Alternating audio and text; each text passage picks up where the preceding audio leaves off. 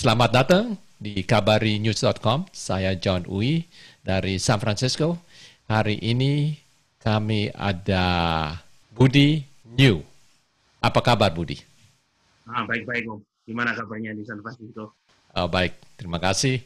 Dan Budi, situasi di mana sekarang di Southern California kan Di Los Angeles. di LA ya? Oke. Hmm, iya. Boleh perkenalkan diri, lahir di mana dan perjalanan ke Amerika bagaimana sampai bisa buka bisnis bagaimana? Silakan. Oke. Saya lahir dari Surabaya, di Indonesia. Saya lahir tahun 83. Saya sekolah lulus SMA di Indonesia. Jadi mama sama papa nggak mau bawa saya ke luar negeri sampai lulus SMA. Jadi mereka mau kita lulus SMA, proses saya tinggal ke Amerika. Sampai di Amerika, saya melanjutkan sekolah di Community College, Mount San Antonio College, for 3 years, and then I transferred to Cal Poly Pomona. Kita saya transfer ke Cal Poly Pomona untuk dapetin bachelor degree di Operation Management di bidang bisnis. Kalau udah habis sekolah, terus bagaimana sampai bisa sampai buka bisnis forklift ya? Kita pertamanya sih saya dari kecil waktu dari Indonesia saya udah punya pikiran ingin buka bisnis sendiri ya di dimanapun di Indonesia apa di Amerika. Dan saya waktu ke Amerika saya lebih suka tinggal di sini, soalnya lebih nyaman, semuanya lebih lebih gampang gitu rasanya. Baik itu waktu ke sini belum ada kepikiran mau buka bisnis fokus saya ini. Jadi habis lulus sekolah saya sempat kerja di salah satu company Indonesia di Amerika. Mungkin Om juga akan tahu Ika Sushi, salah satu company Indonesia yang sudah sukses kan. Jadi Ya. jago bikin sushi sekarang ya? Oh enggak, saya kerja di bagian administration-nya, saya take care financial part-nya sama inventory of the product that they have over there. Worked there for maybe a couple of years, close to 3 years, 2.5 years. And then during that time, saya sama papa, sama mama juga communication sama teman mau cari bisnis apa yang mau kerja di sini. Baik itu opportunity come up, teman saya approach saya, well, I do have factory in Thailand producing the tires, and I need, are you willing to help me out to open a business here? That's the first thing that they propose it to me. And ya, yang pertama yang aku tanya, yang Budi tanya sama ke teman Budi, apa boleh saya private branding our own brand? Saya mau brand sendiri. And we discuss and everything, and it goes well, and we start private branding the tires. And but before we do all those business, we do have like some kind of idea of the business as well. Jadi kita belajar industrinya gimana. Soalnya setahu saya di sini kebanyakan orang ke bidang makanan or technology, di cell phone or anything something. Kebanyakan di bidang jualan barang-barang consumer product ya, di sini. Saya sudah lihat di bisnisnya Fokus ini beda sama marketnya nih. Jadi saya berani masuk, oke kita coba gitu di bisnis ini, di bidang ini. Jadi tahun berapa itu bisnisnya mulai? Bisnis ini mulainya, saya private branding ini mulainya around like 3 years ago. 3 tahun yang lalu ya? Nah, ya. Terus apakah Budi juga import bannya dari Thailand ya, bukan? Ya, itu ya, itu import from Thailand. Right. Ya. Jadi apakah itu satu-satunya atau Indonesia juga ada ban yang bisa diimport? Dari Indonesia ada, kalau ada yang bisa import, saya mau bantuin juga nggak ada masalah. Untuk orang mana aja juga nggak masalah. Tapi kebanyakan di Indonesia mereka produksi banyak ban mobil ya, kebanyakan di Indonesia kan. Udah gitu juga ada juga jualan ban forklift, tapi ban forklift yang mereka produksi cuman 20% yang dipakai di Amerika. Jadi di dalamnya ban forklift ini ada macam-macam jenis ban forklift. Dan kebanyakan yang diproduksi di Indonesia, yang di Amerika cuma pakai roughly dan 20-25%. You don't need for that tire. Terus bagaimana Budi market itu ban forklift ke seluruh Amerika? Oh, so far kita baru untuk marketnya ke seluruh Amerika kita masih memikirin caranya gimana ke luar kota. Yang selama ini kita cuma local, so far we still small right now. Oke, Jadi tapi di local market di California up until Northern California, San Diego area up to Northern California. so basically just state of California, bukan? State of California ya. Okay. We focus Jadi on boleh saya minta bagaimana Budi market itu ban ke, saya rasa ke apa, ke perusahaan yang pakai forklift, bukan? bukan. Jadi bisnis kita fokus ke wholesale and B2B service. Jadi kita jualnya ke orang-orang yang install forklift, ban forklift sama repair forklift. Oke, jadi sebenarnya wholesale aja ya? Ya, we do wholesale ya. Oke, nggak retail ya? Bukan retail ya? Retail, saya dapat customer retail, tapi biasanya saya dapat customer retail dan saya kasih ke customer yang saya sendiri yang beli ban saya. Nama brandnya apa? Apanya? Nama brand dari ban ini apa? Brandnya namanya Zenria.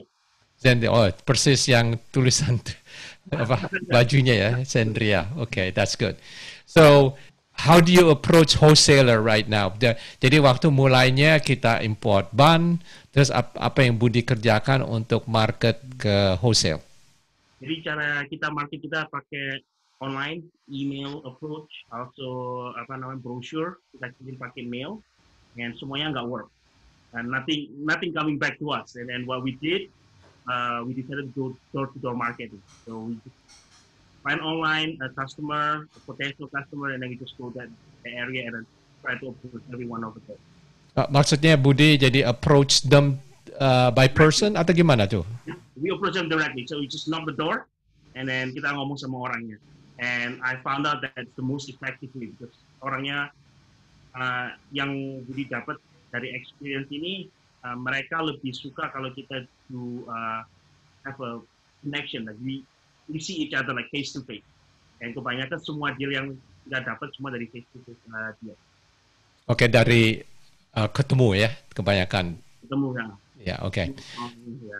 Oke. Terus pasti ada banyak perusahaan atau pabrik ban yang import ke Amerika ya. Apa yang memperbedakan Budi dengan competition? Sama competition. Sebenarnya ban sendiri bentuknya sama. Kalau Om lihat semua bentuknya pasti warnanya juga sama, hitam, ada yang putih, tractionnya, bentuk kembangannya ada yang sama, ada yang mirip-mirip. Nggak bisa bilang sama ya, cuma mirip-mirip semua. Yang membedakan cuma cara approach saya, customer service saya, sama cara saya take care of customer. Yang kita jual, caranya apa? Sorry, yang belakang. Cara kita approach sama cara kita take care of the customer, how we take care of the customer. And how do you actually take care of the customer? In what way? In what way? So it's hard to tell people how to do it. It goes with experience. Jadi saya juga belajar. Kita pertama saya juga nggak pernah approach customer, and then saya pelan-pelan belajar dari experience yang kita dapat dari setiap customer. Jadi pertama, untuk pertama kali saya approach customer, saya gagal. Customer cuma tendang saya dari gitu loh. Secara kasarnya dia ditendang dari pintunya mereka. Jadi get out, because dia bilang we don't look like professional, and then kita nggak, bagi orang Indonesia katakan ya kita nervous ya Om ya, ketemu orang baru kan, untuk approach orang segala macam. And yang kedua kali kita perbaikin, saya sama istri saya berdua perbaikin, learning di rumah caranya approach orang gimana, we can online asking around, and then we try to approach another person. Then we try to find a way. Every customer that we have different characteristics. Jadi kita try cari karakteristiknya mereka gimana. Udah gitu kita approach dia. Ada yang orangnya cuma mau di bisnis doang, dan deal pricing, look at the price, and done. And that's how they want kita untuk approach dia, ya kita lakukan itu. Ada yang mintanya kekeluargaan, kita approach dia setiap hari, kita jaga conversation, not only for business but also about our life. So sometimes we connect with, if they have kids, I have kids, and then we're still young, they just get married, I just get married, and then we go from that point.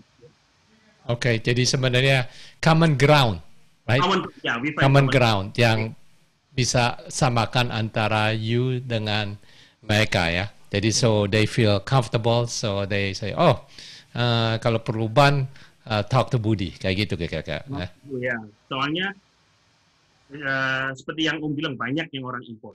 Nah, saya sebagai Zendia sebagai newcomer competing with all the other brand yang udah exist 25 tahun, ada yang udah exist 50 tahun, itu kan susah untuk apalagi B2B business. Mereka udah build connection sama yang old brand untuk pindah ke new brand. Tanya mereka satu, bisa dipercaya apa enggak orang ini. Yang kedua, quality barangnya gimana? Masih belum pernah dicoba. Yang ketiga, harga. Yang keempat, apa company ini bakal exist for period of time. Kalau misalnya mereka jadi suka sama barang kita, udah gitu kita cuma exist setahun apa 2 tahun, mereka bakal kesusahan untuk balik ke previous brand. Jadi mereka cuma semua takut di sana. Kenapa pilih Thailand? Mungkin apakah negara lain juga banyak lebih bagus atau lebih comparable atau gimana? Kenapa? Why do you choose Thailand? Why choose Thailand? First of all, yang barang yang di sini yang di Amerika semua made in Sri Lanka. Sri Lanka. Sri Lanka ya. Kebanyakan semua Sri Lanka. Untuk compete dengan brand dengan made in yang sama, orang pasti kebanyakan yang dari Sri Lanka probably from the same factory, couple of factory there, and then they just make their own brand. Everyone make their own brand. And then saya pikir kalau dari Thailand kita ada competitive advantage, something different. And I can say the only Thailand brand that here in the US is my brand right now. Oh, jadi yang brand yang private brand ya?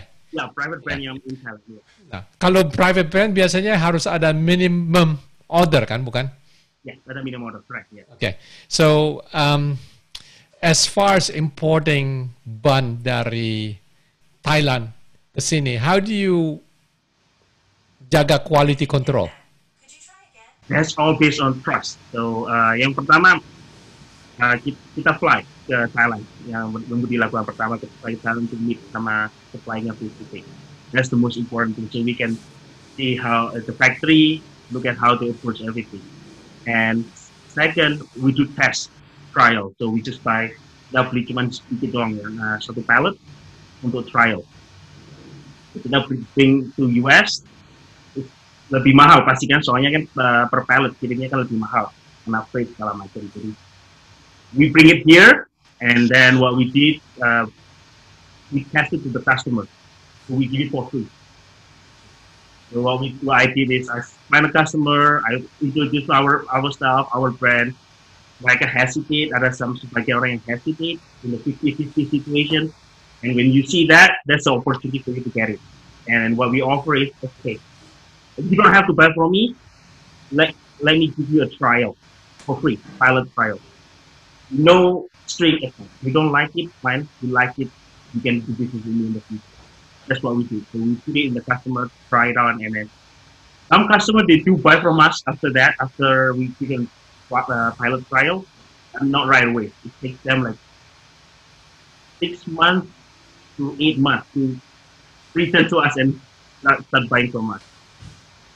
Wow, so it takes time ya. Jadi sebenarnya in a way is you have to be patient. You have to be patient kalau kita mau market satu produk ya.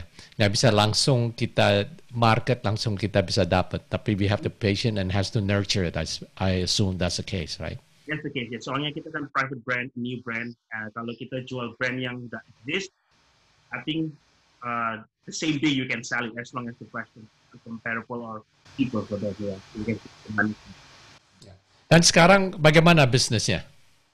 Business sekarang, we are growing actually starting 2 years ago, we growing, last year we growing, but this year we are, because of all this problem, the virus, karena sekarang ada apa namanya, protes segala macam, kita pretty much down 50 to 60% of sales.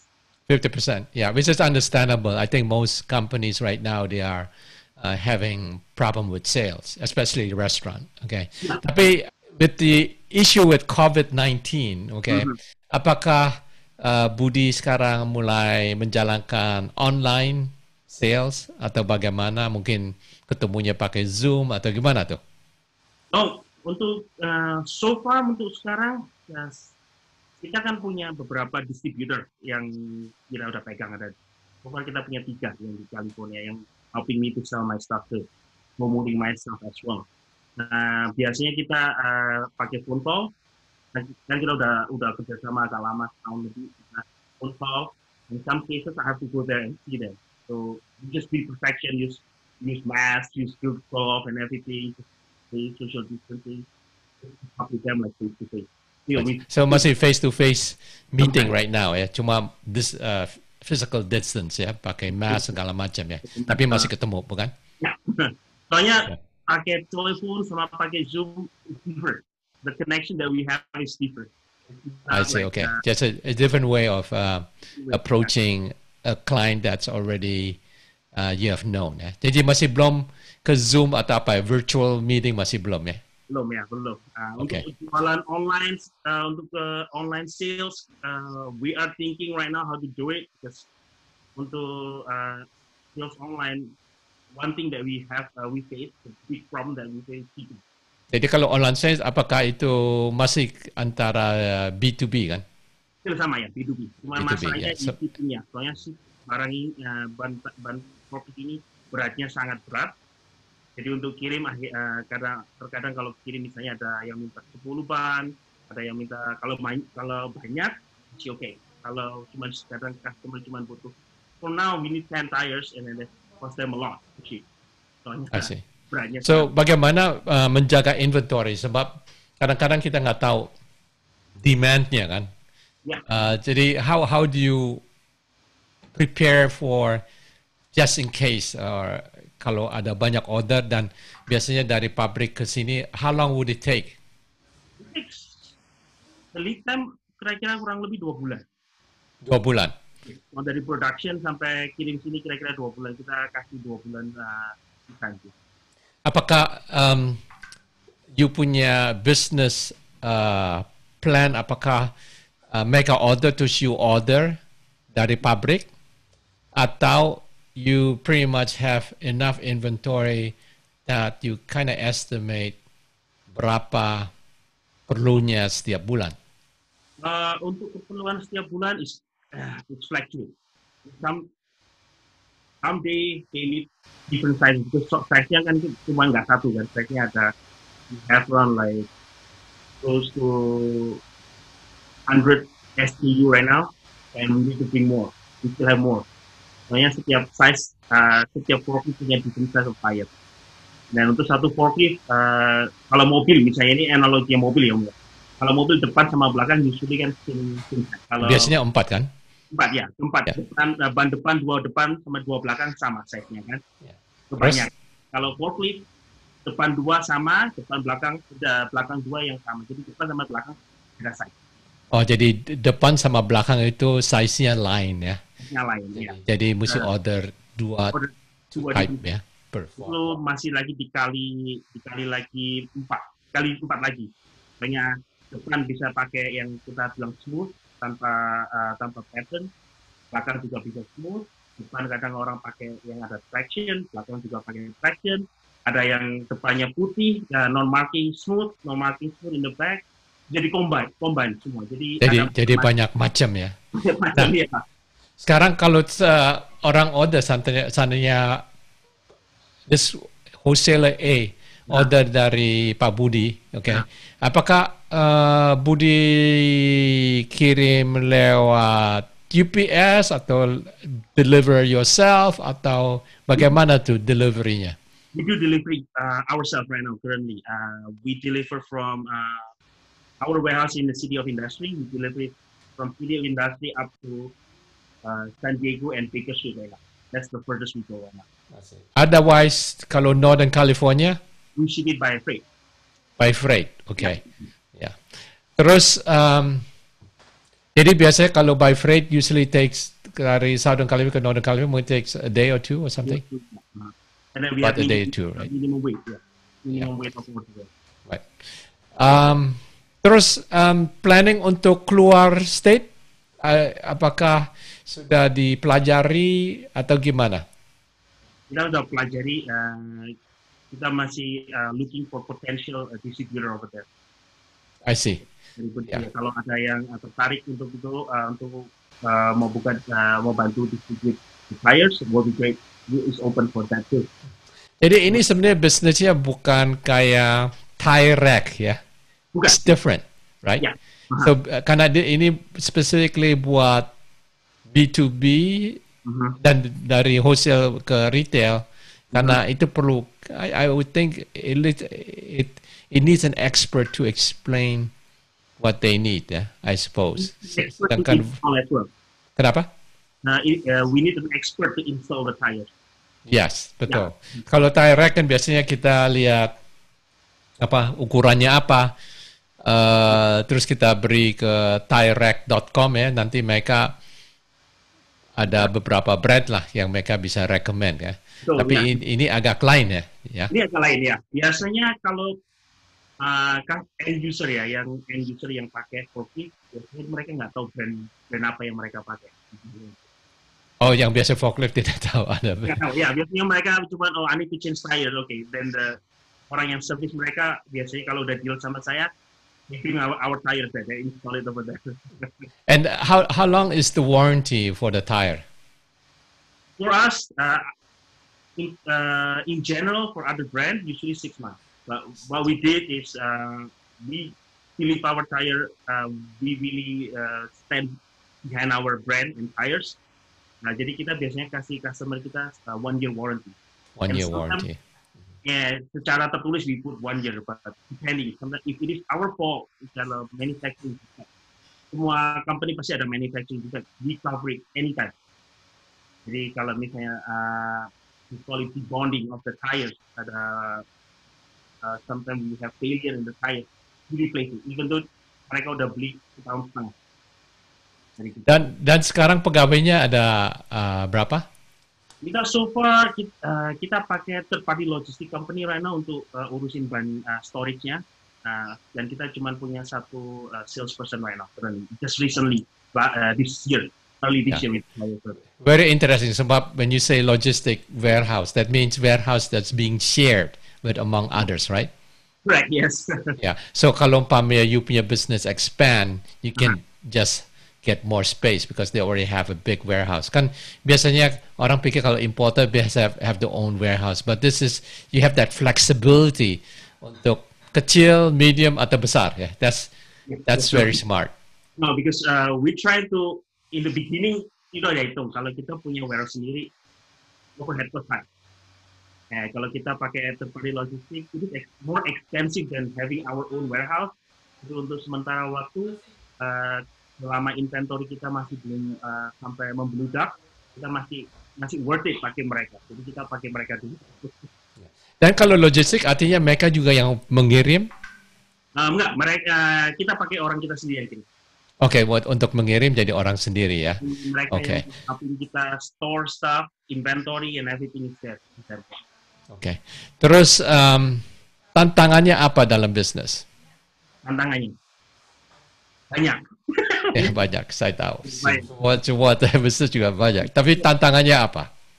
Satu, yang paling susah di sini itu market penetration di Amerika. Kebanyakan bisnis dari luar negeri, misalnya dari Indonesia, dari negara manapun yang udah sukses di sana, untuk masuk ke Amerika sangat susah.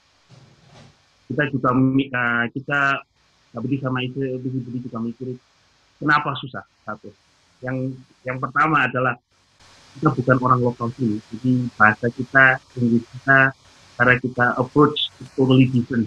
Jadi kita nggak, kalau kita bilang orang bule ya mereka kalau marketing pushy, mereka pushy, sangat pushy untuk dapetin. Kalau kita kadang kan nggak berani ganggu mereka sebagaimana, jadi kita masih ada jarak privacy sama mereka, dia nggak mau gimana, based on our culture. That's the different part. That's the hard part. Jadi satu yang itu. Yang kedua, karakteristik of American customer. Mereka mintanya they need to be treated well, good pricing, cheap. Good pricing and cheap is to be combined together. sama satu good quality. Jadi kalau kita udah punya quality yang kita bisa jaga, pricingnya bagus, sama customer service-nya number one, good relationship with them, it should be okay. Basically, yeah. That's the hard part thing that we need to maintain. That sometimes we cannot do all, only we can be part of it. Okay. So one of the thing that I always ask ya buat orang apa yang business people ya, terutama kita kan mau membantu diaspora Indonesia. Seandainya ada diaspora Indonesia yang mau jadi sales rep di luar California, ya, mungkin tempat yang you belum market, which I think anything that's out of California belum market kan? Ya. Apakah ada opportunity di situ? Ya, ada opportunity for sure. Okay, good. So that's one important thing. So ini juga membantu dan mengajak diaspora Indonesia untuk bisa berbisnis dengan budi dan menjadi entrepreneur. That's very good. Okay, very good. Ada pesan terakhir untuk pemirsa Kabari? Kalau pesan terakhir untuk semua orang diaspora Indonesia yang punya keberanian, maksudnya kita harus punya keberanian untuk grab our dream. Jadi, kalau mereka mau start their own business, start it. Nggak ada kata tulis yang satu yang saya pikir. Yang kedua, yang paling penting di antara ini tiga pedoman yang saya pegang ini. Satu, kita harus humble. Soalnya banyak tantangan, banyak caci maki dari customer, kita harus humble. Jadi kita nggak boleh sampai kalau bisa kita marah langsung sama customer. Kita harus humble sama mereka. Yang kedua, harus honest sama semua customer. Apapun yang terjadi, kita honest. Ada masalah di produk, kita bilang sama mereka. Yang ketiga, trustworthy. Jadi apa yang kita ngomong sama mereka, itu yang harus kita jalani. Jadi kalau kita janji sama mereka, kita nggak compete sama mereka, we will protect their customer. If their customer call us to get the tires because we can sell it cheaper, and we promise them that we're not gonna do it, we don't do it. So we have to do it. Okay. Terima kasih Budi untuk membagikan informasi yang bagus untuk diaspora Indonesia yang ingin berentrepreneur dan juga untuk pemirsa Kabari. Sekian dulu, terima kasih. Sampai kita berjumpa lagi. Terima kasih. Sampai jumpa.